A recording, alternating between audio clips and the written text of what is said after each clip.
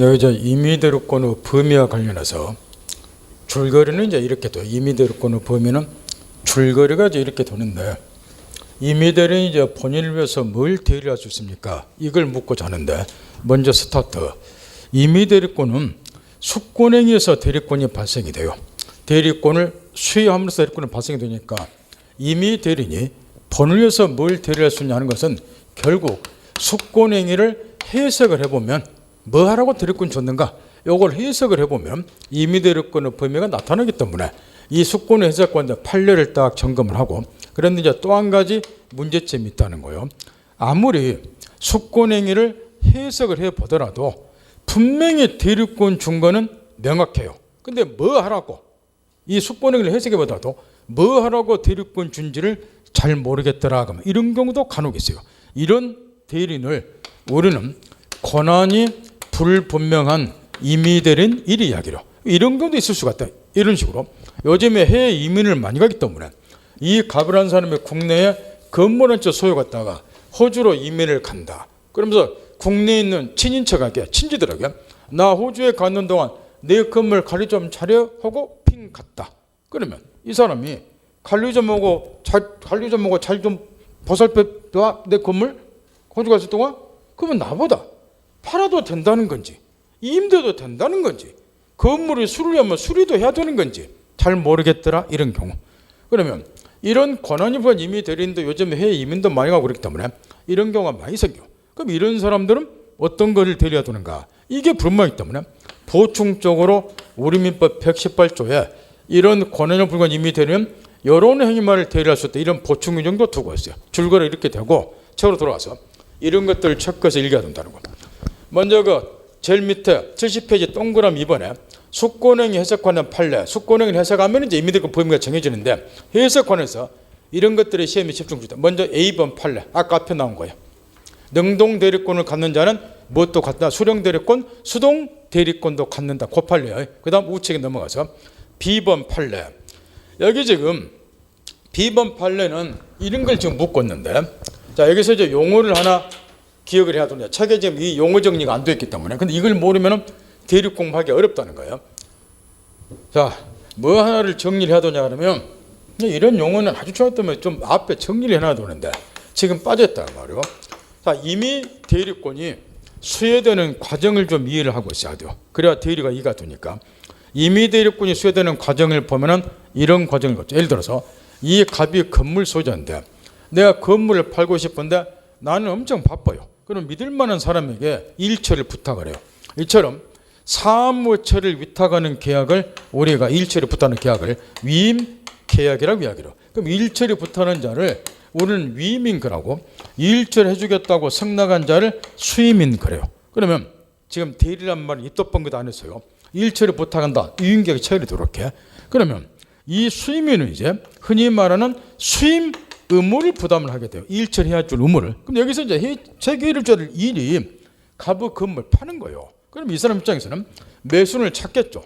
거래를 성사시켜줘야 되니까 이때 이제 얘가 청약을 해야죠. 근데 여기서 이제 문제가 생겨. 이 건물 얘가 아니라 얘 거죠. 그럼 청약할 때 내 거 사라가 아니라 갑의 건물 살래 요리된다고.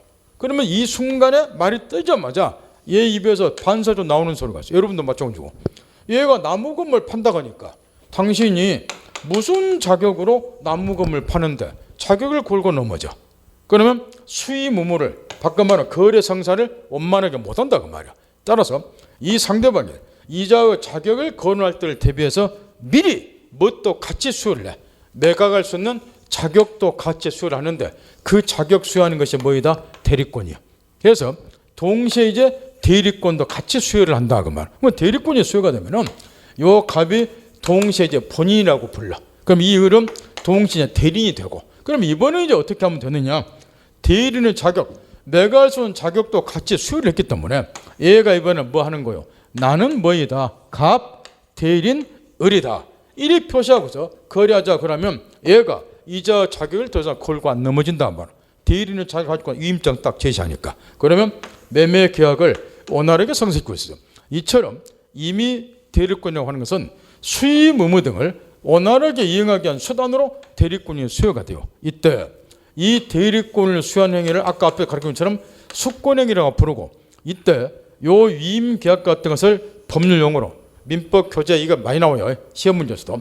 이 위임계약 같은 것을 법률 용어로 기초적 내부관계, 또는 다른 말로는 기초적 법률관계, 또 다른 말로는 원인된 법률행위, 원인된 법률행위, 이렇게도 표현해요. 무슨 얘기냐 그러면 본인과 대리인 사이에 내부적으로 임계획의 처리에 따라서 기초적 내부관계, 이런 거를, 또는 법률관계. 따라서 책에 시험 지문에 기초적 내부관계 나오면 이런 걸 떠올리라. 또는 이게 원인이 돼서 대리권이 수여가 됐다, 이런 의미에서 이걸 원인된 법률관계 또는 원인된 법률행위, 이렇게 표현한다. 이게 원인이 돼서 이게 수여됐다, 이런 의미로. 그러면 거기 이제 판례를 잠깐만, B번 판례 두 번째 줄을 봐보세요. 원인된 법률관계 나오죠? B번 판례 보면은 두 번째 줄에 찾나요? 이거 모르면 이 판례 이해가 안 되는 거야. 원인된 법률관계는 이런 걸 말하는 거예요. 그러면 논리적으로 봐보세요. 우리 이제 대리권이 있다 소멸사하고 나오지만 보통 임의대리는 이게 원인이 돼서 일체로 원만행하라고 대리권이 수여가 돼. 그럼 원인된 법률관계가 종료가 되면 일체로 끝났어. 대리권을 따로 존속시킬 필요가 없잖아요. 따라서 눈으로 확인해 보세요. 임의대리권의 투기한 소멸사 중에 76페이지 봐보라고. 그거 가로쳐서 한번 봐보자. 법 28조 거기 나와 있잖아. 임의대리의 투기한 소멸은 동그라미 1번 있잖아. 확인했나요? 이게 임의대리의 투기한 소멸사인 거예요. 원인된 법률관계가 종료되면 요 위임계약이 종료돼 일체로 끝났다 그 말이야. 대리권 존속시킬 필요 없잖아요. 임의대리권을 소멸한다, 요 얘기라고. 그래서 원인된 법률관계가 뭐다? 같은 의미의 기초 내부관계란 말도. 이런 말이 나오면 이걸 빨리 떠올려서 문제 풀어야 된다고. 이해를 해야 되고. 그러면 다시 원래로 돌아와서 판례로 이제 돌아와서 지금 70페이지에, 아니 70페이지가 아니라 71페이지에 제일 위에 동그라미 B번 두 번째 원인된 법률관계 거기 쓰여있죠. 그러면 이제 이런 이야기라고. 그 판례도 자주 물어보는 판례인데 내용은 이런 것이고 이런 경우는 이렇게 된다는 거야. 지금 예를 들어서 이 갑이 건물 한 채를 매수해달라는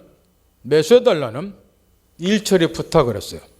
매수해달라는 해서 저 위임계약 처리하고 일처리 원만하라고 대리권 수여를 했고, 해서 이제 갑대리 의뢰해서 건물 매매가 이루어졌고, 이렇게 그러면 계약이 성사가 됐죠. 그러면 원인된 법률관계가 종료가 됐어. 그러면 뭐가 소멸하는 거예요? 대리권이 소멸이 돼. 그러니 이제 거래가 성사되면 일처리 끝나고 대리권 소멸됐기 때문에 얘가 그 이후에 이 계약을 해제한다든가 이런 권한은 있을 수가 없겠죠. 이미 대리권이 소멸됐으니까. 이거 묻는 판례. 따라서 그 이유가 아구절에 쭉 설명이 되는 거예요. 세 번째 줄에 법률행위에서 수여된 대리권, 이게 임의대리권을 말해. 그 원인된 법률관계 종료해서 소멸하는 것이므로 그 이유가 설명이 되어 있잖아. 그거 묻는 판례예요. 그러니까 계약을 성사된 이후에 해제한다든가 이런 권한은 있을 수가 없다. 그 앞구절 그 이유를 잘 생각해 보시라고. 그 대리권 소멸사입니다. 그 다음에 동그라미 D번 판례에서 동그라미 C번은 방금 B번하고 똑같은 것이고 A, B번 판례가 그렇게 시험에 많이 나와요. 실무에서 하도 이런 일이 빈번하니까 동그라미 A하고 B번 요거 묻는 거예요. 이 매매계약 처리 권한, 포괄적인 대리권을 수여받은 대리인이 토지 팔아주라 이렇게 대리권 수여했을 때 계약이 성사됐는데 문제는 계약 처리할 때 계약금도 받고 중도금도 받지 않겠냐 그 말이에요. 이 대리인이 상대로부터 계약금 중도금을 수령할 권한이 있는가? 요거 묻는 판례요. 그러면 매매계약 처리 권한 포괄적인 대리권을 수여받았기 때문에 이 계약 처리 관련된 부수적인 권한도 이 사람이 갖고 있다고 봐야죠. 그래서 계약금 중도금을 수령할 권한도 있다 이 이야기인데 하나만 물어봅시다. 왜 이런 게 시험에 중요하냐 그러면 실무에서 이 병이 중도금을 요 대리인한테 주었어요. 그럼 이 사람은 중도금을 본인한테 교부해야 돼. 돈을 얘 거니까 권리가 얘한테 있으니까. 근데 얘가 횡령해서 소비를 해버렸어. 본인에게 안 줬다고. 그러니까 이제 본인이 상대방에게 야 중도금 지급해라 청구를 한다고. 그럼 이 사람 뭐라 그래요? 네 대리한테 중도금 주었다. 나한테 중도금 다 못 준다. 그래서 분쟁이 많이 생겨. 얘가 중도금에서 토끼푸니까. 그래서 이런 판례가 나온 거예요. 답이 뭔지 알겠죠? 얘가 뭐가 있으니까 중도금을 수령할 권한이 있으니까 얘한테 중도금 지불한 것은 적법하고, 따라서 얘가 임의로 횡령, 얘한테 교부 안 하더라도 본인은 돈 받은 거나 마찬가지라고. 다시 얘한테 중도금리 청구 뭐 하는 거야? 그런 내막을 이해하면서 읽으라고. 왜 이런 게 시험에 쏟아 나오는가 생각을 하면서, 그 아무것도 모르면서 당굴레처럼 중도금 계약금 중도금 소란 권한이 있다고 이러지 마시고, 요 말의 의미를 깨우치시라고. 실무에 써먹여야 되니까. 그 다음 두 번째 번에는 요거 묻는 거예요. 이번에 이제 잔금 지급일, 예를 들어서 2월 10일이라고 잔금 지급일, 이것도 하도 물어보는데, 근데 이 상대방이 대리인한테 우는 소리를 했다고. 내가 잔금이 2월 10일까지 마련이 안 되는데 조금 유예를 해달라. 그래서 이제 이 이미 대리인이 얘한테 2월, 그럼 보름 유예 주마, 2월 20일까지 잔금 지급을 했는데 본인 쪽에서 얘한테 어이 2월 10일 날 잔금 주는데 왜 안 줘? 채무 불능이니까 나 계약 해지할게. 해지권도 본인 행사예요. 모든 권리는 본인이 가니까. 본인이 2월 10일 날 잔금 안 줬다를 계약을 해지하고자 한다? 이거 허용되는가? 이거 묻는 거예요. 바꿔 말하면 얘한테 대금 지급일 연기줄 권한이 있는가? 그 이야기죠. 거기 B번 봐보세요. 뭐라고 되어 있어요? 대금 지급일 연계줄 권한도 있다 그 말이야. 얘가 25일 날 연계준 거는 적법하니까 2월 10일 날 잔금 안 줬다 본인은 계약했죠. 뭐 하는 거예요? 이런 이야기니까 그 실무에서 이런 것들이 엄청나게 중요해요. 그래서 소송 사건이 맨날 붙고 시험에 맨날 나오니까 정리 딱 하고, 그 다음에 이제 나머지 거는 참고사무도 보고 뭐 그다지 시험에 안 나오는 거니까. 그 다음 뒤에 마지막 보충규정 하나 118조. 이제 대리권 수여한 거는 분명한데 아무리 속권을 해석해 보더라도 뭐 하라고 대리권 준지를 모르겠더라. 이런 거를 권한이 불만 임의 대리인 이런 사람도 있으니까 이런 사람들은 118조 다음과 같은 행위만을 대리할 수 있다 해서 법에 이렇게 규정이 돼서, 첫째, 보존행위라고 하는 것은 제한 없이 대리할 수 있다. 보존행위는 대리의 목적인 물건이나 권리의 현상 가치를 유지시키는 행위란 말이에요. 건물 같으면은 건물을 수리한다든가 또는 건물이 미등기니까 등기 신청한다든가 대표적으로 이런 거는 제한 없이 대리할 수 있는데, 이용 개량행위라고 하는 것, 이용행위는 대리 목적인 물건을 사용 수익하는 행위, 건물을 제3자 임대해 준다, 차임 받는다, 이런 게 이용행위. 또는 개량행위는 대리 목적 물건이나 권리를 객관적으로 증가시키는 행위를 말하니까 이 갑이 병에게 1억 원을 무이자로 빌려줬는데 거기 소비대차는 금전을 대주는 계약을 말해요. 돈 빌려주는 계약, 무이자 소비대차로 돈 1억 원을 빌려주는데 이거를 권한일반 임의대리인이 이자부 소비대차로 바꿨다. 그럼 이자 받을 수 없는 채권에서 이자 받을 수 있는 이자부 채권을 바뀌었으니까 대리 목적인 권리의 객관적 가치가 증가가 된 거죠. 이런 거를 개량행위가 그렇게. 근데 문제는 여기 이용 개량행위는 무제한 허용되는 게 아니라 대리 목적인 물건이나 권리의 성질이 변하지 않는 범위에서만 허용이 된다는 거야. 따라서 책으로 돌아가서 그 밑에 박스 보면 또 이제 이런 거를 정리를 딱 해놨는데 제발 외우지 말고, 그 중에서도 제일 밑에 박스 밑에 점점점 해갖고 마지막 점 성질을 변하게 한 경우 거기 써놨죠. 이게 이제 이용 개량행위에서 대리 목적인 물건이나 권리의 성질이 변해버린 경우는 권한분 임의대리인이 대리할 수 없다 그 이야기인데 이걸 많이 물어봐. 예를 들어서 이런 이야기요. 거기도 지금 예를 한 개 드러났는데 본인이 은행에 예금을 해놨는데 요거를 대리인이 찾아가지고 제일 밑에 점 민법책이 좀 이런 짓거리를 좀 안 해야 되네. 기본이 안 돼서 이게 남발하게 붙여야 돼. 법학자 보니 점을 이렇게 좀 묻히되냐고 이게. 강연 사람 짜증나게 매번 열받치게. 여러분들 찾으려면 힘들고 박스 밑에 점점점 세 번째 마지막 점 찾았죠? 거기 보면 이제 은행 예금을 찾아서 보다 높은 금리로 걔네에게 빌려준다. 그러면 본에게 분명히 이거는 이익이 될 수는 있어요. 사채로 고를 빌려주니까. 그런데 이런 거는 권한불능 임의대리인이 할 수가 없다는 거예요. 왜 그러느냐? 권리 성질이 바뀌어버려. 예금 채권하고 일반한테 빌려준 채권은 성질이 다르잖아. 그러니까 본에 이익이 되더라도 이걸 할 수 없다고. 또는 은행 예금을 찾아서 권한불능 임의대리인이 주식으로 바꾼다. 주식 투자를 한다. 주식 잘해서 본인을 떼돈 벌게 할 수도 있지만 이런 것도 권한불능 임의대리인은 할 수가 없어. 성질이 바뀌어버리니까. 또는 이런 것들 본인이 전답을 가지고 있는데 전답을 권한불능 임의대리인이 택지로 조성한다. 그러면 전답이 택지로 바뀌면 본액이 이익은 되겠지만 이런 것도 얘기할 수가 없어요. 물건의 성질이 바뀌어버리잖아. 이런 것들 점검 딱 하고, 그 다음에 여기 이제 118조에 규정이 안 되는 게 하나가 있어요. 앞으로 이제 민법 책이다 보면은 보존행위, 이용행위, 계량행위 이런 말이 지겹도록 나와요. 지겹도록. 이때 이용 계량행위를 싸잡아서 이렇게 또 표현을 해. 관리행위라고. 이용 계량행위를 싸잡아서 관리행위 이렇게 또 표현한다고. 그 다음에 이제 책에 꼭 나오는 게 뭐냐 하면 처분행위야. 처분행위. 물건이 있으면은 물건의 현상을 유지시킨다. 보존행위. 그 물건을 제3자에 빌려줘서 수익을 증대시킨다. 이용행위. 그 다음 물건을 처분한다. 처분행위. 이렇게 이제 구별을 하는데 이때 118조에는 처분행위는 안 들어있어. 그럼 처분행위 안 들었다 그 말은 권한분 임의 대리는 처분행위를 할 수 없기 때문에 118조 제외되는 거예요. 따라서 그 점을 봐보세요. 점. 두 번째 점에 처분행위하고 X 쳐놨죠? 이런 짓을 좀 안 해야 돼. 교재에서. X 이렇게. 저는 처분행위 뭐한다 가르쳐준 게 X가 할 수 없다는 것도 여러분 알았지만 여기 시중에서 산 사람 X 쳐놓으면 이거 묻지 않냐고 이거를. 그냥 이렇게 쓰면 안 돼요. 처분행위는 권한분 임의 대리는 할 수 없다. 이렇게 써놓으면 좋잖아요. 참 답답한 세월이야. 말로. X는 처분행위는 할 수 없다는 거예요. 118조 안 들어있기 때문에. 따라서 이런 건 안 돼. 우리 권한분 임의 대리인데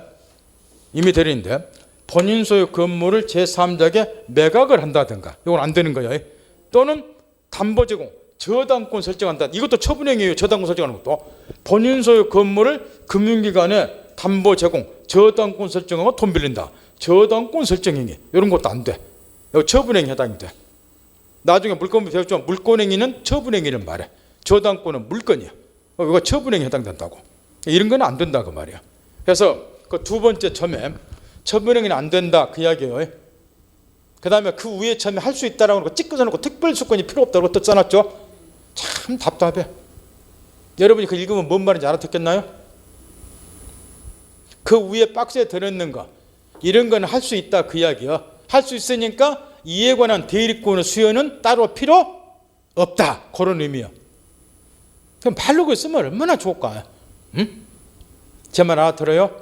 그 위에 열거한 예서 보존행위는 할 수 있잖아. 권한불임 임의 대리인이. 그럼 보존행위를 하기 위해서 별도로 대리권의 수요가 있을 필요가 없다 이런 의미라고. 그래서 그 찍 해놓고 특별 수권은 필요 없다 이렇게 써놓은 거야. 그러니까 본인만 아는 소리를 써놓은 거야. 근데 책 읽는 사람 입장에서 쓰면 얼마나 좋겠냐고. 에이? 무슨 말인지 알아듣겠죠? 그 다음 대리권의 제한 124조. 이것도 저 시험에서 하도 물어보는데 대리권의 제한도 먼저 이런 것들 보통의 대리는 이렇게 하는 거예요. 보통의 대리는 요리한다고 말이요. 지금 갑이 자 토지 소유자다. 그러면 요 의리한 사람에게 팔아다가 대리권을 줘요. 그럼 이 대리인이 상대방을 찾아서 이 사람하고 이제 매매 계약 등을 체결하는 거 이렇게. 그러면 이제 권리금은 얘한테 가고. 요게 보통 이제 대리 행위인데 대리권의 제한권에서 첫 번째로 이제 하도 물어본 것이 자기계약 쌍방 대리는 금지 허용이 안 된다 이야기인데 그러면 자기계약은 뭐냐? 또 이런 이야기를 해줬어요. 첫날부터 제발 공부할 때 자기계약을 하면 그냥 여기 개념부터 읽지 좀 마시라고. 이 단어를 좀 주목하라고. 자기계약 그랬어. 그러면 이런 느낌이 오지 않겠냐 그 말은.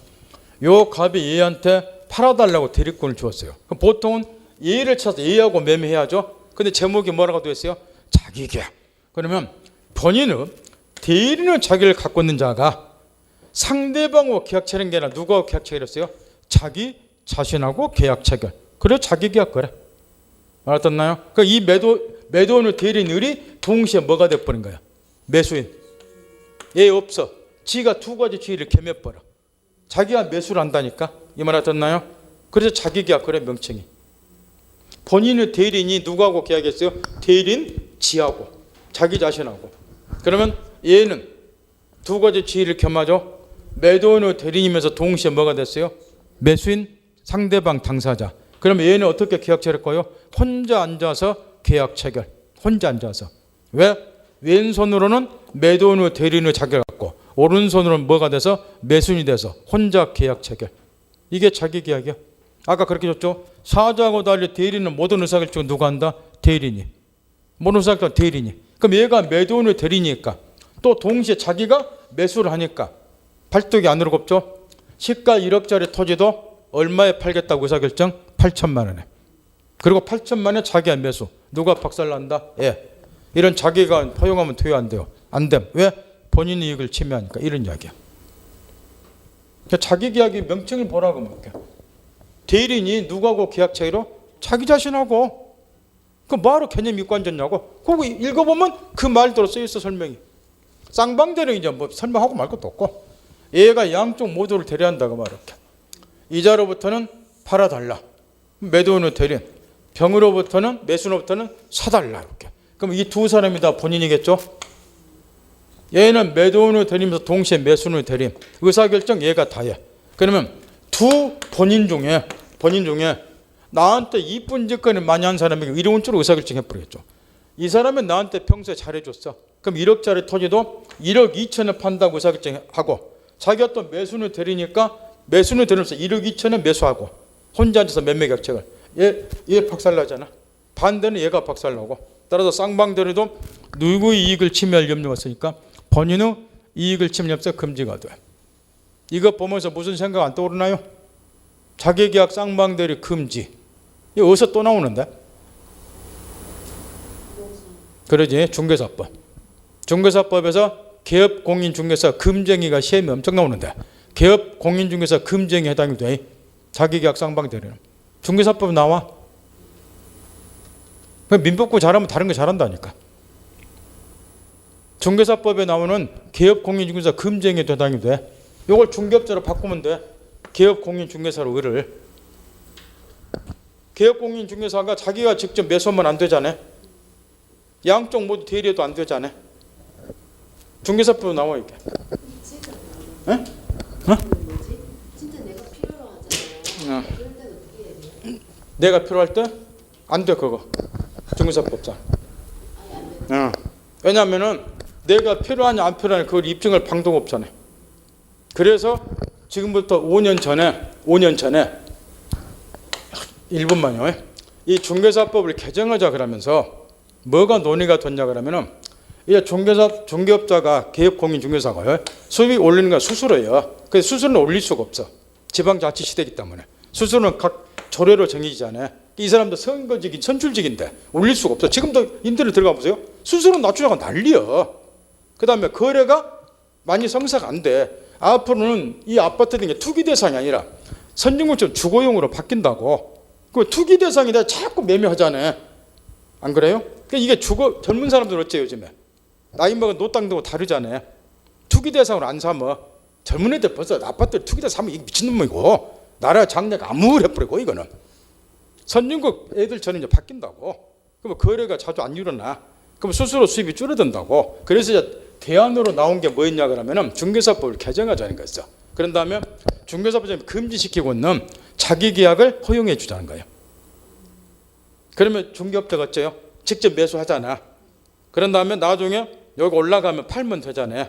이런 것 때문에 이걸 지금 금지시키고 있는데, 근데 모르게는 다 해요 지금이. 금지시키면 하고잖아 지금. 돈 있는 사람들은. 근데 그걸 밝혀낼 수가 없잖아. 자기 이름으로 사기 싫으면 동생 이름으로 사도 되는 거고. 알게 모르게 이게 다 하고 있다고. 그래 차라리 이거를 불안에 떨게 하지 말고 풀어줘 버리자는 거야. 그럼 여기서 수익을 올릴 수 있으니까. 이게 논의가 됐는데 한 5년 됐어 벌써. 공청회도 하고. 그래서 이제 대부분의 경우는 일부는 이제 반대했지만 중개업자가 맨 투기나 하고 그러니까. 근데 이제 대부분의 사람들은 이거 풀어주자. 근데 아직은 안 풀려 있어. 논의 중이라고 이게. 그런 걸 중개사법 선생님한테 물어봐요. 물론 민법생이 똑똑해서 민법생한테 물어본 건데 이해는 하지만, 응? 민법생 이 과정을 아니까. 민법생한테 과정을 가르쳐주지. 다 선생이랑 다 똑같은 선생 아니에요. 민법생이랑 다 같은 민법생 아니라고. 그 다음에 다시 올려도 돌아와서 이 자기계약 쌍방대리는 어쨌든 간에 개념법 정확하고 본인 이익을 침해할 염려가 있으니까 금지시키는 거예요. 그럼 이제 거꾸로 해보자 말이요. 본인의 이익을 침해할 염려가 없으면 자기계약 쌍방대리도 허용될 수 있다는 건 무슨 얘기냐 그러면은 이론상으로는요 동일인이 두 가지 지위를 겸해도 아무 상관이 없어. 예컨대 요 우리 매도는 대리인 자격을 가지고 있으면서 동시에 매수인 상대방 당사자 지위를 동시에 겸해도 상관이 없다는 거야. 근데 왜 이걸 금지시키냐? 본인 이익을 침해할 수가 있으니까. 그러면 본인 이익을 침해할 염려가 없으면 자기계약 쌍방도 허용을 해줄 필요가 없다는 거야. 그럼 어떤 경우가 본인 이익을 침해할 염려가 없냐? 딱 두 가지야. 하나는 본인의 허락이 있는 경우. 이건 애우실 필요가 없어. 왜냐? 이자의 이익을 침해할 염려가 있으니까 자기가 금지시키는데 이 대리인이 얘한테 어이 이 토지가 내가 필요한데 굳이 다른 사람한테 팔 필요 없이 내가 사면 안 될까요? 그랬더니 얘가 그럼 네가 사. 그러면 자기가 허용이 되잖아요. 상식적인 이야기야. 그래서 본인은 허락이 있거나 따라서 두 번째 것만 이해를 하라고 말이야. 허락이 있거나 그 다음에 단순한 채무를 이행하는 경우 단순한 채무를 이행하는 경우도 본인의 이익을 침해할 염려가 없기 때문에 자기계약 쌍방대리 허용이 되는데 이 단순한 채무인과 관련해서 실무상으로 매번 행해지는 것이 등기 신청이야. 부동산 등기법상 나중에 등기법제가 배우지만 등기 신청은 대리가 허용이 돼요. 근데 더 중요한 게 하나가 있어. 민법 124조 금지시키고 있는 자기계약 쌍방대리가 허용이 돼. 등기 신청의 경우는 등기법상. 그러면 왜 그러느냐? 그 이유는 이제 민법 시간에 배우는 거예요. 그 이유는 이런 것 때문에 보세요. 지금 이 건물에 대해서 매매를 했어 이렇게. 그럼 부동산이니까 이제 등기를 해야죠. 그럼 등기 신청은 등기 진정성 보장을 해서 공동 신청주의야. 등기 권리자 매수하고 등기 의무자 매도하고 공동으로 신청한다고. 그럼 우리가 아파트를 판다든가 뭐 하게 되면은 복덕방에 가잖아요. 그럼 내가 직접 등기 신청해요? 아니잖아. 중개업자가 거래하는 법무사 있잖아. 이 법무사가 쫓아오잖아. 그 다음에 권리자, 의무자 이 동일인인 법무사에게 등기 신청과 대리권을 딱 주잖아요. 그럼 양쪽 대리에서 등기 신청하잖아. 요게 이제 쌍방 대리인데 이런 건 허용이 돼요. 왜 그러냐 그러면 보세요. 이 단순한 채무를 이행하는 경우는 왜 자기계약 쌍방 대리 허용이 되냐 그러면 이거는 이미 확정된 법률 관계를 단순히 결제만 하는 것이지 본인 이익을 애생적으로 침해할 일이 없다는 거야. 여기 이제 매매를 보자고 말이야. 왜 자기계약 쌍방 대리가 금지가 되냐 그러면은 매매했는데 매매대금을 대리인이 정한다고 말이야. 근데 양쪽 모두 대리하면 누군가에게 불이익을 주기 때문에 이런 걸 금지시키는. 근데 등기 신청은 법률과 이미 확정이 됐는 거야. 지네 둘 사이에서 매매대금 1억 원 이것까지 확정이 돼 있어요. 그 다음에 법무사는 뭔만 하는 거예요? 이 사람은 이제 소유권은 채무를 부담하죠. 이 채무를 이행하려면 뭐 해야 되고? 등기 신청. 채무를 이행하기 위한 수단으로 등기 신청만 하는 거야. 매매대금을 법무사 대리인이 정하는 거 아니잖아요. 그래 양쪽 모두 대리하더라도 누군가 이익을 침해할 일 없잖아. 이미 확정된 법률관계를 단순히 얘는 결제만 하기 때문에. 그러니까 본인의 이익을 침해할 염려가 없기 때문에 단순한 채무 이행도 자기계약 쌍방대리 허용이 된다. 이런 이야기를 하는데 책으로 돌아가서 73페이지 동그라미 1번에 기업번의 개념 쓰여 있고 읽으면 되고 읽을 필요도 없죠. 이해했으면. 네 2번은 본인 이익을 침해할 염려가 이유 써줬고 밑에 내려가서 동그라미 2번이 예조로 자기계약 쌍방대리 허용되는 경우인데 기업번 읽을 필요도 없고 허락이 있으면 당연히 허용돼요. 문제는 네 2번이다 그 이야기예요. 채무야. 그중에서 여러분하고 해당된 것이 A번이야. 방칠편에 들었죠. 실무에서 맨날 행해지는 거. 동일한 법무사가 부동산은 매도인과 매수인 쌍방 모두를 대해서 등기 신청을 한다. 이런 경우. 요게 저 채무 이행과 관련해서 가장 대표적인 사례고 등기법상 등기 신청은 대리가 허용이 되고 특히 중요한 거는 자기계약 쌍방대리 허용이 된다. 등기 신청한 경우는 등기법에서 배우고 있지만 요 이야기야. 그것만 좀 신경 써두고 뒤에 넘겨서 그 다음에 공동대리는 요거 하나만 법조문 하나만 별로 시험에 안 나오고 나오면 요거 하나만 나오니까요. 대리인이 여러 명인 경우가 있어. 이렇게 수인인 경우 대리인이 수인인 경우는 자 원칙은 이렇게 되어 있어요. 대리인 각자가 본인을 등록되어 있고 이런 거를 단독 대리 또는 각자 대리 그러니까 원칙 대리인이 수인인 경우는 대리인 각자가 본인을 대리한다 그래서 단독 대리 각자 대리가 원칙이다 딱 머릿속에 담고 다만 외적으로 공동 대리가 성립되는 경우도 있는데 어떤 경우에 공동 대리가 성립되는가? 임의 대리는 수권의 행위에 의해서 공동 대리가 성립돼요. 이런 이야기요. 대리권을 수여할 때 본인 쪽에서 니네 둘이 공동으로 대리하라. 이렇게 대리권 주면 공동 대리가 성립한다. 이런 의미야. 그다음에 법정 대리의 경우는 법률의 규정에 따라서 공동대리가 성립되는데 대표적으로 우리가 기초민가자 배웠어요. 제한 능력자 중에 미성년자 법정대리는 1차적으로 친권자가 되죠. 그래서 친권은 공동으로 행사하도록 되어 있어. 그러니까 부모 두 분이 다 살아있으면 부모 두 사람을 공동 대리한다고 말이야. 따라서 법정대리에 있어서 가장 모델이 공동대리가 성립된 사례는 본인이 미성년자이고 법정대리 누구인 경우? 친권자인 경우. 이때 공동대리가 성립이 돼. 친권은 공동행사. 이런 사례가 나면 공동대리 딱 하고 문제 푸시면 돼. 근데 이제 문제는 이 외적으로 공동대리가 성립됐는데 공동은 뭘 공동으로 하는 건데 이게 문제라고 말. 아까 이런 얘기를 했어요.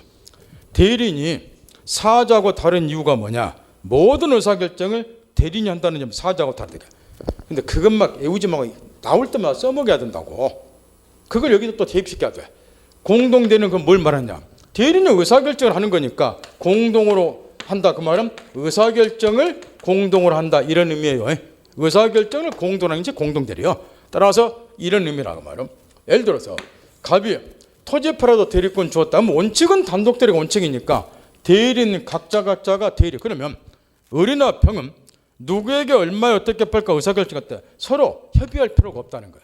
단독으로 의사결정해. 근데 공동대리가 돼버리면 단독으로 의사결정 못하기 때문에 누구에게 얼마 어떻게 팔까 의사결정할 때 협의해서 전원일치 의사결정해야 된다는 거예요. 그러니까 이게 대리권의 제한이 되는 거예요.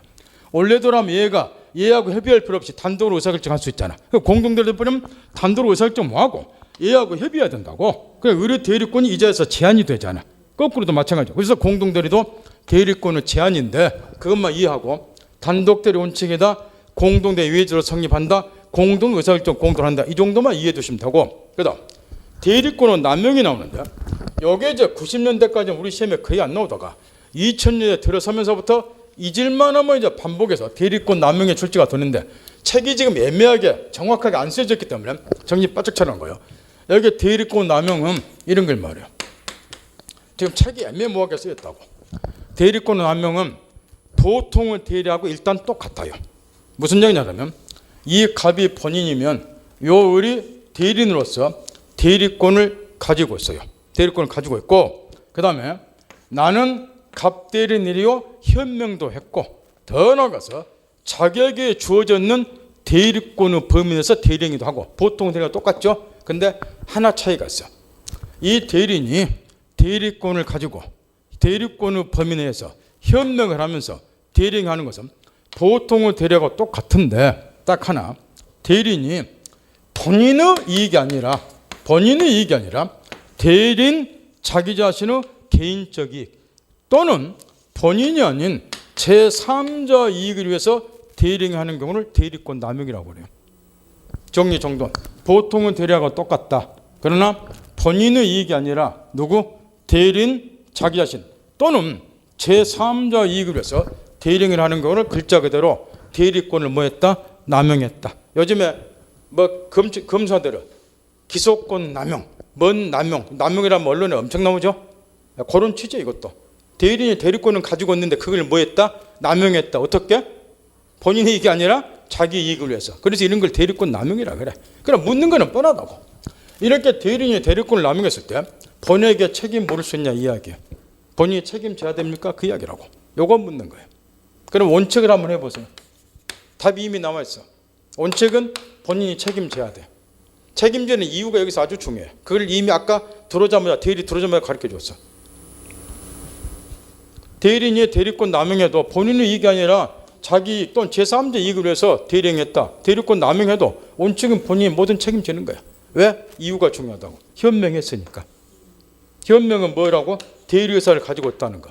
대리인을 또 봤을 때는 모든 법률가를 본에게 기속시켰다. 이런 의사를 가지고 있다는 거야. 그럼 본에게 이익이 되든 불이익이 되든 모든 책임은 누구한테 간다? 본에게. 현명했으니까. 벌써 못 알아듣잖아.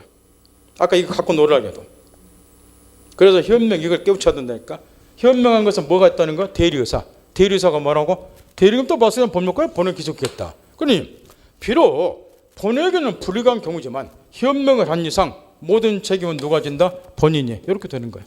그래서 현명 중에 핵심이다. 엄마 대리의사는. 아까 내가 이야기했잖아. 이거 못 알아듣는다고 여러분이. 이거 애우겠다고. 현명 얘한테, 없다 얘한테. 재밌어 외울 때는. 그럼 못 써먹잖아. 따라서 현명을 한 이상 대리인에게 대리의사가 있으니까 모든 책임 누가 진다? 본인이 이렇게. 그런데 여기서 이제 문제가 하나 있다는 거야. 본에게 언제나 책임을 지우면 본에게 너무 가오가지 않냐 그 말이야. 본에게. 따라 최소한 악의의 상대방으로부터는 본인을 좀 보여줄 필요가 있다 그 말이야. 악의 상대방으로부터는. 그게 뭐냐 그러면 책으로 돌아가서 지금 대리권을 남용해서 동그라미 1번 애매모가 쓱 읽어볼 필요 없고 우측으로 넘어가서 동그라미 2번 첫 줄을 봐보세요. 대리인이 배임행위를 했다고 되어 있죠. 배임행위는 여기서 본인이 이게 아니라 자기나 제3적에서 대리행했다 그 이야기죠. 그 다음 줄 아주 중요해요. 대리의사는 있는 것처럼 쓰여 있잖아요. 그 말을 깨우치라고. 책에는 대리의사가 뭔지 설명도 안 해놓은 사람이 갑자기 여기다 또 대리의사 써놨어. 방금 가르쳐줬잖아. 얘가 뭐 했다고? 현명. 그러니까 뭐가 있어? 대리의사가. 그러니까 누가 모든 책임진다고? 본인이. 요걸 깨우쳐야 된다니까. 이걸 현명의 본질 그래. 그러니까 일단은 누가 책임을 진다? 대리의사도 있는 것이니까 본인이 책임진다 그 말이야. 원칙은. 그런데 외가 있다 그 말이야. 악의 상대방부터는 본인을 좀 보호를 해주자 그 말이야. 이런 경우까지 얘한테 책임 물으면 안 되지 않냐 그 말이야. 우리가 앞에서 비진이 표시 공부를 했죠. 107조 1항 단서 공부를 했죠. 107조 1항 단서가 뭐예요? 상대방의 표의자 진야님을 알았거나 알 수 없다는 비진 표시는 무효다. 요 이야기죠.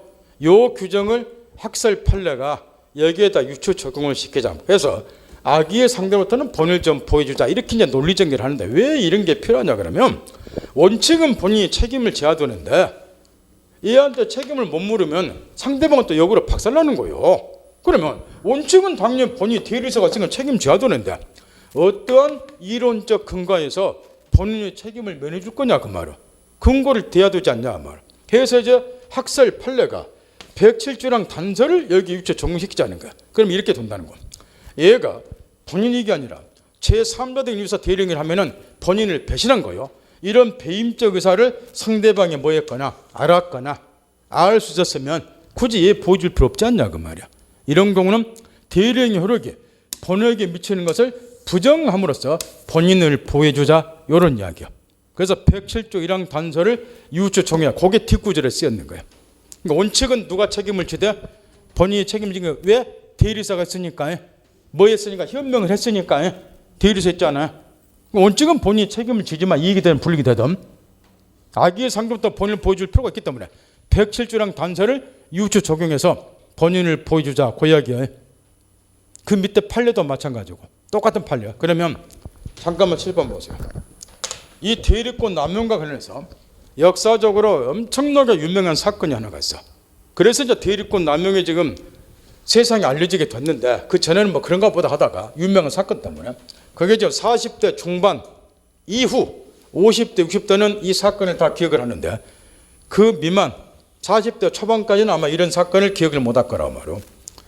여러분이 한번 재판 법관으로 생각하면 얘기를 해보세요. 이게 1985년도에 벌어진 사건이에요. 그러니까 이제 젊은 사람들 기억이 안 날 거라고 말이에요.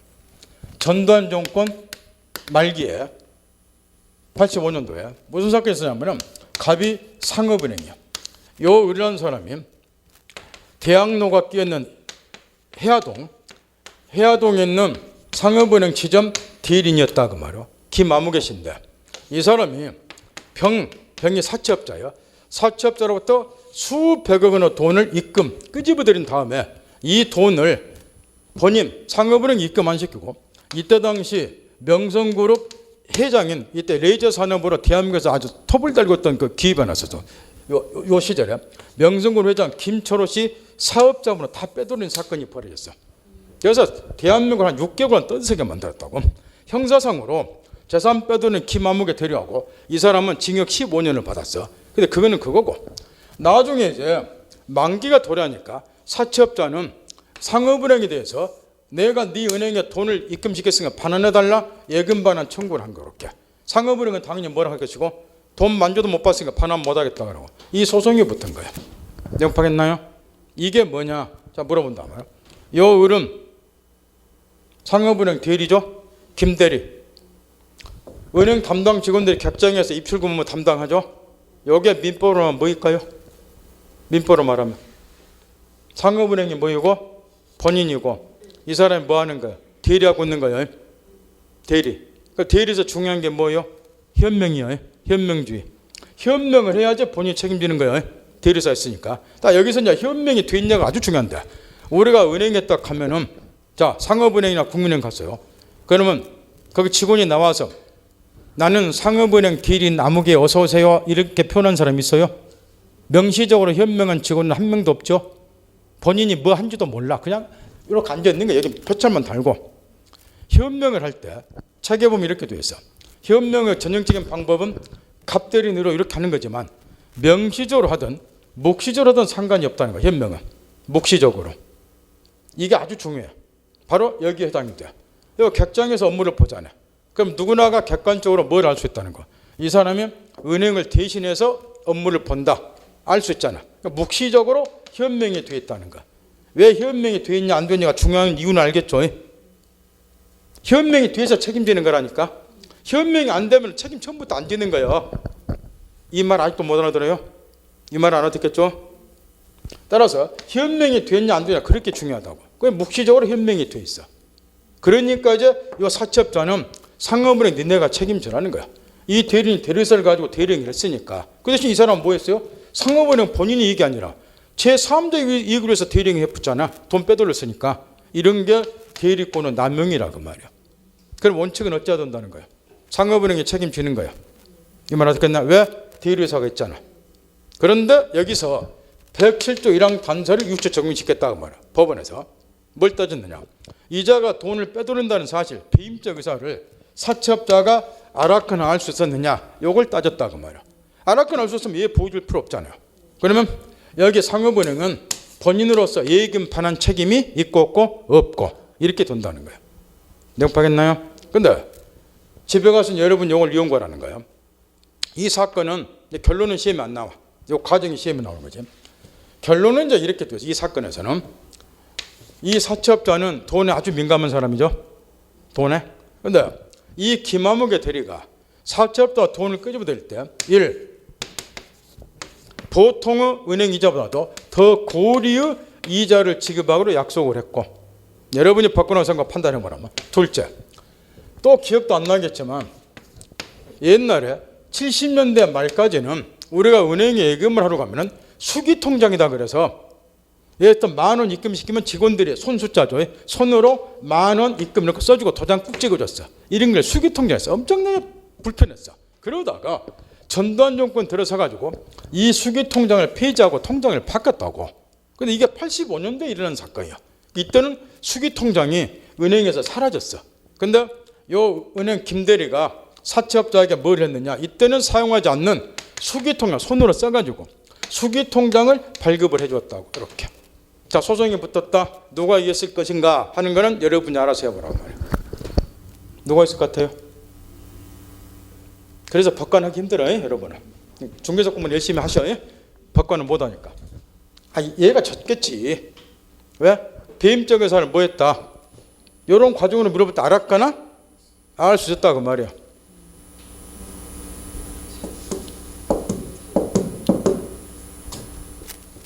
승. 결론은 시험에 안 나와. 과정을 시험에 물어보고. 이런 게 대리권 남용은 역사적으로 가장 유명한 사건이야. 제5 전두환 정권 시절에 드라마가 나오면 이 사건도 그 드라마 속에 꼭 들어가. 아마 드라마에서 본 사람도 있겠지만. 그 다음 집에 가서 연구 좀 하셔. 그 다음 대리권의 소멸은 여러분 몫이야. 옛날에는 대리권 소멸세가 단답식으로 한 문제씩 나왔지만 요즘에 이런 거 내면 문제가 추접스러워져 버려. 따라서 대리권 소멸사유는 독자적인 한 문제로 나오진 않지만 그러나 지문에 한두 개 들어간다든가 요걸 알아서 풀 수 있는 사례 문제 이런 것들이 나와요. 그러니까 대리권 소멸사유는 알고는 있어야 돼요. 독자적인 문제는 안 나오도록 간접적으로 같이 나오니까. 본인의 사망, 그 다음에 대리인의 사망 주의할 것. 성년후견 개시요. 한정후견 개시는 대리권 소멸사유 아니에요. 기초과정에서 배웠지만 피성년 후견하고 피한정 후견은 하늘과 땅 차이요. 같은 제한 능력자지만 성년후관 계시경만 대리권 소멸사유라고 한중후관 계시는 대리권 소멸사유 아니야.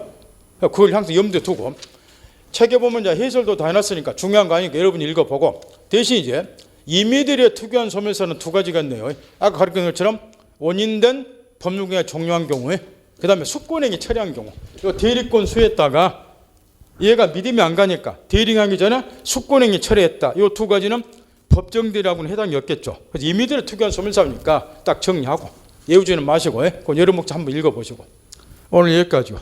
집에 가서 복습은 꼭 해오셔야 돼. 복습은 복습만 하고.